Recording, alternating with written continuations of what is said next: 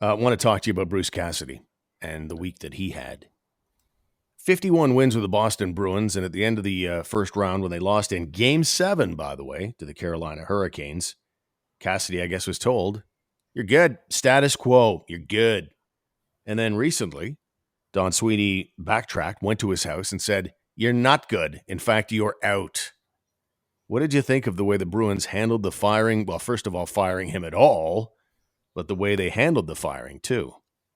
Yeah, what a shock, huh? There's a part of me that looks at it and thinks, wouldn't it be nice to have an organization or a team in your town that you cheer for that has such high standards that they can fire a guy of Bruce Cassidy's caliber?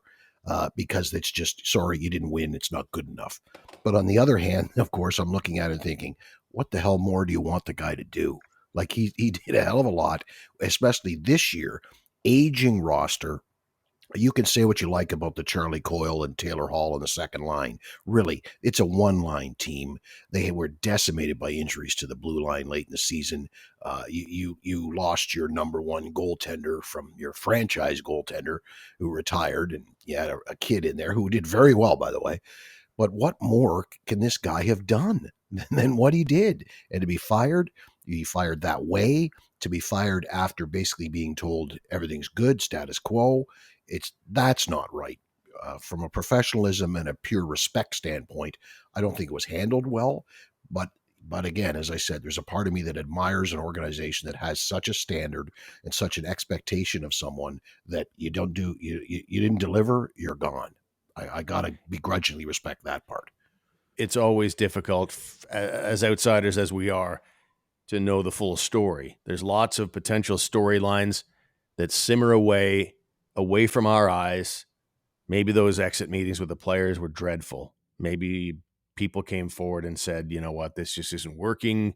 He's lost the room. He's not sure what he's. I don't know that any of that's true, but there's always untold stories in this kind of thing, but it certainly makes no sense on the surface. 51 wins, that's roughly what DJ Smith has had the last 2 seasons. And that asks the question, is there a chance, because we'd all be talking about it, if we're talking about two players, let's say you've got, a nice winger in Alex Formenton. Well, if you can upgrade with Leon Draisaitl, don't you go ahead and try and do that from a player standpoint? That's an automatic. Seems to be less obvious with coaching. To me, if you can upgrade your coaching, and there's lots of guys out there. It's not just Bruce Cassidy. You got Barry Trotz, Paul Maurice, Alain Vigneault, John Tortorella, Claude Julien, Rick Tocchet. You've got lots of potential upgrades out there. I don't know that all those guys would necessarily be an upgrade, but certainly, Trotz, Cassidy, Maurice. Is there any thought maybe that the Sens might go coaching shopping at some point this summer? Historically, from a historical standpoint, no, it's not something the Ottawa Senators do. While they have replaced coaches in the past, not in sort of this type of situation where the guy appears to be doing all right, the players love him. There's no question about whether they respect him and are playing for him. So the only reason for doing it is, well, we think this guy's better than you, which is sort of what your exact point was. But the difference between replacing Alex Formenton with Leon Draisaitl and replacing DJ Smith with Bruce Cassidy is you wouldn't have to continue to pay Alex Formenton to play somewhere else, but you'd have to continue to pay DJ Smith to sit at home and watch games on TV. And that's not really the MO of this organization. The other side of the coin, of course, is would any of those guys come to Ottawa? The coaching world is small and there's only 32 jobs. So if I've learned one thing, it's that a coach will take a job pretty much anywhere because they want one of those 32 jobs. But having said that, Bruce Cassidy's somewhat friendly with Sean Simpson, so I would think that he would call Simmer if the offer was out there and say, "Hey, what do you think about this or that, or should I go there, or whatever?" And I'm not sure that Simmer would exactly have a glowing endorsement of the situation here and want his old buddy Butch to come here. I think that would probably get in the way. I don't know. What do you think? Of course, you would do it in an instant, right? You'd replace the coach tomorrow if you could, right? Well, with Cassidy or Trotz, Yeah, particularly yeah, yeah, yeah. Trotz. There's some guys in there that I'm not sure that, like Tocchet, for example. I'm not sure that he's an automatic upgrade on DJ Smith, but I only floated that question out just to provoke conversation. There's no chance in the world the Ottawa Senators will do this.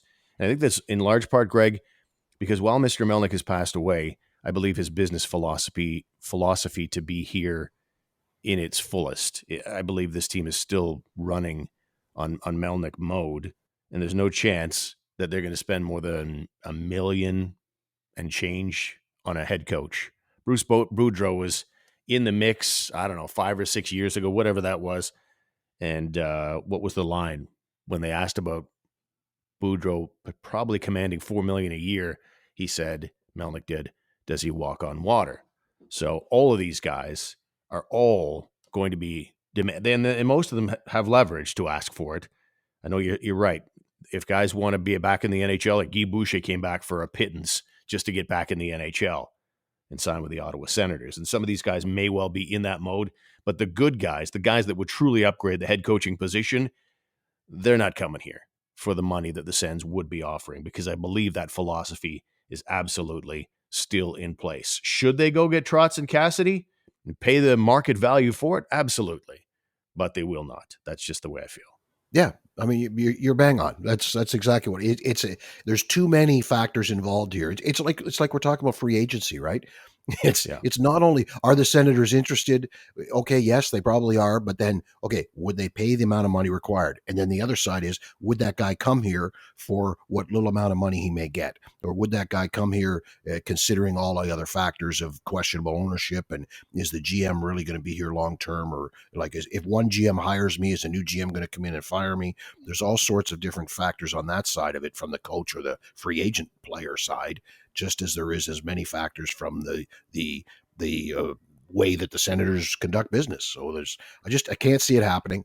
The next coach of the Ottawa Senators is probably a current employee.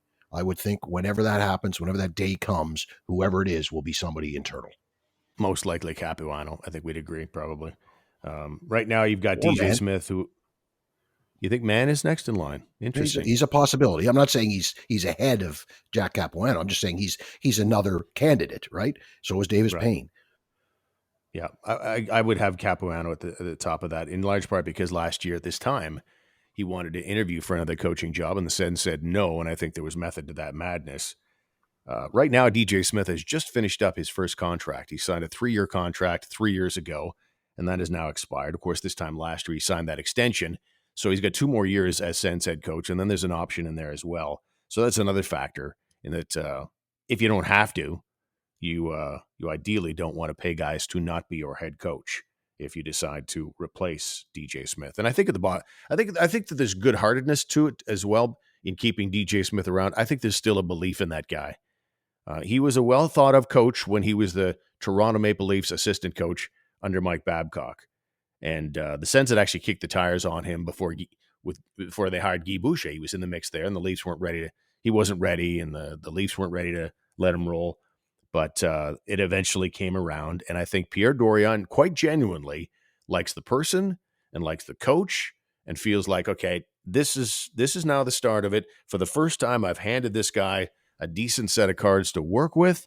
Now let's see him play, because to this point he hasn't had the cards, and so I think legitimately that. I mean, Pierre Dorion's working with a budget. There's no question about that. But I think he legitimately, honestly, really likes the man, his communicative style, and I think he thinks that DJ Smith will absolutely be a success in this league. We'll find out if he's right. Correct. I agree with you. I think, and the other thing is, the Ottawa Senators are not the kind of team that are going to change a coach for any reason other than performance.